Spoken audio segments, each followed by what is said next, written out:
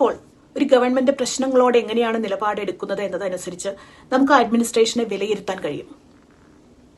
UDFന്റെ അഡ്മിനിസ്ട്രേഷന്റെ കാലത്ത് കോൺഗ്രസ് മന്ത്രി ആര്യാടൻ മുഹമ്മദ് പറഞ്ഞൊരു കാര്യമുണ്ട്. ഇലക്ട്രിസിറ്റി കൺസംഷൻ കുറയ്ക്കാൻ ഫ്രിഡ്ജൊക്കെ സൂക്ഷിച്ചുപയോഗിക്കണം, അത് ഓഫ് ചെയ്തിടണം എന്നൊക്കെ. അദ്ദേഹം പ്രശ്നം പരിഹരിക്കാനല്ല നോക്കുന്നത്, സർക്കാരിന്റെ പരാജയവുമായി, അതായത് സർക്കാരിന്റെ ഫെയിലിയറുമായി പൊരുത്തപ്പെട്ട് അങ്ങ് ജീവിച്ചോളണം. അതാണ് ഈ ഉപദേശം. അദ്ദേഹത്തിന്റെ വീട്ടിൽ ഇൻവേർട്ടർ ഉണ്ടാകുമായിരിക്കും, അതുകൊണ്ട് അദ്ദേഹത്തിന് ഇലക്ട്രിസിറ്റി കട്ട് ചെയ്യുന്ന ഒരു പ്രശ്നമല്ല. അത്രയേ ഉള്ളൂ കാര്യം. എന്നിട്ട് ജനങ്ങളെ ഉപദേശിച്ചു നേരെയാക്കാൻ നോക്കുകയാണ്. ഇത് ജനങ്ങളെ ആക്ഷേപിക്കലാണ്. ജനങ്ങളുടെ ഏജൻസിയെ അഥവാ കർത്തൃത്വത്തെ തന്നെ ക്വസ്റ്റ്യൻ ചെയ്യുന്ന രീതിയാണിത്. മഴക്കാലത്ത് നിങ്ങളുടെ വീടിന്റെ മേൽക്കൂര ചോർന്നൊലിക്കുകയാണെങ്കിൽ റൂഫ് നേരെയാക്കാൻ വന്ന കോൺട്രാക്ടർ അത് ഫിക്സ് ചെയ്യുന്നതിന് പകരം ചോർന്നൊലിക്കുന്ന മേൽക്കൂരയ്ക്ക് കീഴിൽ ബക്കറ്റുകൾ വയ്ക്കാൻ പറഞ്ഞാൽ അതുപോലെയാണിത്. വീട്ടിൽ രാത്രി ഇലക്ട്രിസിറ്റി ഇല്ലെങ്കിൽ കുട്ടികളുടെ പഠന സമയത്തെ ബാധിക്കും എന്ന കാര്യം ഒരു ജനകീയ പ്രസ്ഥാനത്തിന് ആരും പറഞ്ഞു കൊടുക്കേണ്ട ആവശ്യമില്ല. ഇടതുപക്ഷ ഗവൺമെന്റ് ജനങ്ങളാൽ ഉണ്ടാക്കപ്പെട്ട പ്രസ്ഥാനമാണ്. അതുകൊണ്ട് തന്നെ ഇടതുപക്ഷത്തിലെ മന്ത്രിമാർ ആ പ്രശ്നത്തെ പരിഹരിക്കാനാണ് നോക്കുന്നത്, അല്ലാതെ ജനങ്ങളെ ഉപദേശിക്കാൻ പോവുകയല്ല. വൈദ്യുതി ക്ഷാമം പോലുള്ള ഒരു പ്രശ്നം നേരിടുമ്പോൾ വൈദ്യുതി ഇല്ലാതെ ജീവിക്കാൻ പഠിക്കൂ എന്ന് അവർ പറയില്ല. പകരം എല്ലാ വീട്ടിലും വൈദ്യുതി എത്തുന്നുണ്ടെന്ന് ഉറപ്പാക്കാനുള്ള ഉത്തരവാദിത്തം ഏറ്റെടുത്തത് നടപ്പിലാക്കാനാണ് നോക്കുക. അങ്ങനെ തന്നെയാണ് കഴിഞ്ഞ 10 വർഷക്കാലം കേരളത്തിൽ പവർ കട്ടില്ലാതെയായതും. അതുതന്നെയാണ് പാഠപുസ്തകങ്ങളുടെ കാര്യവും. സ്കൂളിൽ വേണ്ട സമയത്ത് പുസ്തകം പ്രിന്റ് ചെയ്ത് കൊടുക്കാൻ കഴിയാഞ്ഞപ്പോൾ കോൺഗ്രസ് ഗവൺമെന്റ് ഫോട്ടോസ്റ്റാറ്റ് എടുത്ത് പഠിച്ചോളാനാണ് പറയുന്നത്. ഞങ്ങളുടെ കയ്യിലാണ് പവർ, ഞങ്ങൾ തീരുമാനിക്കും കുട്ടികൾ എങ്ങനെ പഠിക്കണമെന്ന് എന്നാണ് ഇതിന്റെ അർത്ഥം. എന്നാൽ LDF സർക്കാർ പാഠപുസ്തകങ്ങൾ നേരത്തെ തന്നെ സ്കൂൾ കുട്ടികൾക്ക് എത്തിച്ചു കൊടുത്താണ് പൊതുവിദ്യാഭ്യാസം കൊണ്ടുപോകുന്നത്. കോൺഗ്രസ് രാഷ്ട്രീയം ഉൾപ്പെടെ എല്ലാ വലതുപക്ഷ രാഷ്ട്രീയങ്ങളും മുകളിൽ നിന്ന് താഴേക്ക് എന്ന മാതൃകയിലാണ് പ്രവർത്തിക്കുന്നത്. ആ മാതൃക ഇങ്ങനെയാണ്. നേതാക്കൾക്ക് എല്ലാം അറിയാം. ആളുകൾ വോട്ട് ചെയ്ത് അവരെ വിജയിപ്പിച്ചിട്ട് പിന്നെ ജയിച്ചവരെ അനുസരിക്കുക. ഞങ്ങൾക്ക് എങ്ങനെ ഭരിക്കണമെന്ന് അറിയാം, ഞങ്ങളെ വിശ്വസിക്കൂ, ഞങ്ങൾക്ക് വോട്ട് ചെയ്യൂ. ജനങ്ങളോട് പരോക്ഷമായി പറയുന്നത് ഇതാണ്. ജനങ്ങൾ കാഴ്ചക്കാരായാൽ മതി എന്ന്, പങ്കാളികളാകണ്ട.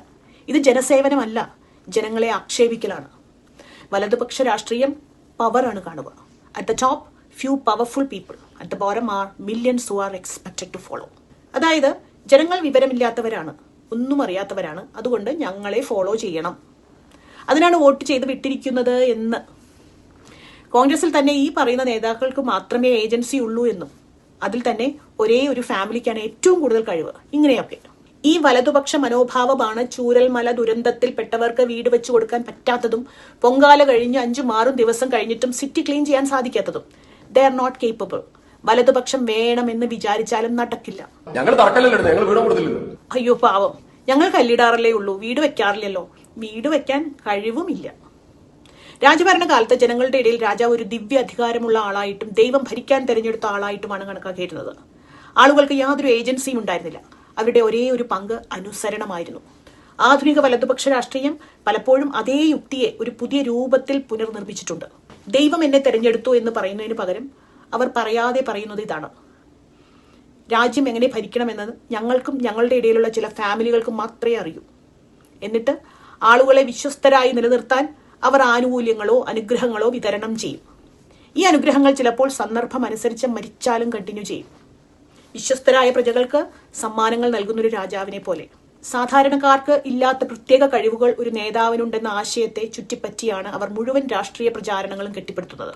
ഉദാഹരണത്തിന് നരേന്ദ്രമോദിയെ ചുറ്റിപ്പറ്റിയുള്ള രാഷ്ട്രീയ ആഖ്യാനം നോക്കുകയാണെങ്കിൽ സാധാരണ പൗരന്മാർക്ക് ഇല്ലാത്തതായി കരുതപ്പെടുന്ന അസാധാരണമായ കാഴ്ചപ്പാടും കഴിവും അദ്ദേഹത്തിനുണ്ടെന്നാണ് പലപ്പോഴും പ്രചരിപ്പിക്കപ്പെടുന്ന സന്ദേശം. പക്ഷെ അതിന്റെ യഥാർത്ഥ അർത്ഥം എന്താണെന്ന് ചിന്തിച്ചു നോക്കൂ. ദശലക്ഷക്കണക്കിന് പൗരന്മാരോട് നിങ്ങൾക്കൊന്നും ചിന്തിക്കാനോ സംഘടിക്കാനോ കഴിയില്ലെന്ന് വേറൊരു വിധത്തിൽ പറയുന്നതാണിത്. പലതരത്തിലും ഇതൊരു രാഷ്ട്രീയ തട്ടിപ്പ് പോലെയാണ് പ്രവർത്തിക്കുന്നത്. തെരഞ്ഞെടുപ്പുകൾക്ക് മുമ്പ് അവർ ജനങ്ങളെ പുകഴ്ത്തും, ജനങ്ങളാണ് എല്ലാം എന്ന് അവർ പറയും. എന്നാൽ തിരഞ്ഞെടുപ്പ് കഴിയുമ്പോൾ മെസ്സേജ് ഇങ്ങനെ മാറും: തീരുമാനങ്ങളൊക്കെ ഞങ്ങൾ ഒരു പ്രത്യേക കഴിവുള്ളവർ എടുക്കും. ആളുകൾ സ്വന്തം ജനാധിപത്യത്തിൽ തന്നെ കാഴ്ചക്കാരായി മാറുന്നു. ഒരു ടാങ്കിനുള്ളിൽ മാത്രം ജീവിക്കുന്ന മത്സ്യത്തിന് ഗ്ലാസ് മതിലുകൾ ഒരു പ്രകൃതിയുടെ ഭാഗമാണെന്ന് തോന്നാം. എന്നാൽ പുറത്തുള്ള ഒരാൾക്ക് അതൊരു പരിധിയാണെന്ന് വ്യക്തമായി അറിയാം. അതുപോലെ സമൂഹത്തിൽ സാധാരണയായി അംഗീകരിക്കാൻ പഠിപ്പിച്ച കാര്യങ്ങളെ ഇടതു പ്രസ്ഥാനങ്ങൾ ചോദ്യം ചെയ്യും. ഈ അതിരുകൾ എന്തിന്? ആർക്കാണ് പ്രയോജനം? അവ മാറ്റാനാകുമോ എന്ന്. ഈ ചോദ്യം ചെയ്യലാണ് സമൂഹത്തിൽ രാഷ്ട്രീയ വ്യക്തത വളർത്തുന്നത്. അതിനാൽ വാക്കുകളിലല്ല ഇടതു നയങ്ങൾ, സിസ്റ്റത്തെ എങ്ങനെ സമീപിക്കുന്നു എന്നതിലാണ്. ഒരു ജനാധിപത്യത്തിലെ യഥാർത്ഥ ചോദ്യം ഏത് നേതാവാണ് ഏറ്റവും ശക്തൻ എന്നതോ ഏത് പാർട്ടിയാണ് ഏറ്റവും ഉച്ചത്തിൽ സംസാരിക്കുന്നത് എന്നതോ അല്ല. യഥാർത്ഥ ചോദ്യം ലളിതമാണ്. ആരാണ് അധികാരം വഹിക്കുന്നത്? ജനങ്ങളോ ഭരണാധികാരികളോ? ചില സംവിധാനങ്ങളിൽ രാഷ്ട്രീയം ഒരു കൊട്ടാരം പോലെയാണ്. കുറച്ച് ആളുകൾ മുകളിലിരിക്കുന്നു, തീരുമാനങ്ങൾ എടുക്കുന്നു, ബാക്കിയുള്ള സമൂഹം പൊരുത്തപ്പെടുമെന്ന് പ്രതീക്ഷിക്കുന്നു. എന്നാൽ യഥാർത്ഥ ജനാധിപത്യം ഒരു കൊട്ടാരമല്ല, അതൊരു വർക്ക്ഷോപ്പാണ്.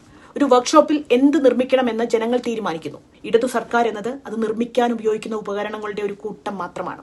വൈദ്യുതി, വിദ്യാഭ്യാസം, ആരോഗ്യ സംരക്ഷണം, പൊതുസേവനങ്ങൾ എന്നിങ്ങനെയുള്ള സംവിധാനങ്ങൾ പരാജയപ്പെടുമ്പോൾ നമ്മുടെ പരാജയവുമായി പൊരുത്തപ്പെടാൻ നമ്മൾ ആളുകളോട് ആവശ്യപ്പെടുകയാണോ, അതോ ആളുകൾക്ക് അന്തസ്സോടെ ജീവിക്കാൻ കഴിയുന്ന തരത്തിൽ സിസ്റ്റം ശരിയാക്കുകയാണോ വേണ്ടത്? അതാണ് ഒരു അഡ്മിനിസ്ട്രേഷന്റെ പരീക്ഷണം. ആ പരീക്ഷണത്തിൽ വിജയിച്ചവരാണ് ഇടതു സർക്കാരുകൾ. അതിനാൽ മറ്റാരുണ്ട്? LDF അല്ലാതെ ഇടതുപക്ഷം തുടരണം.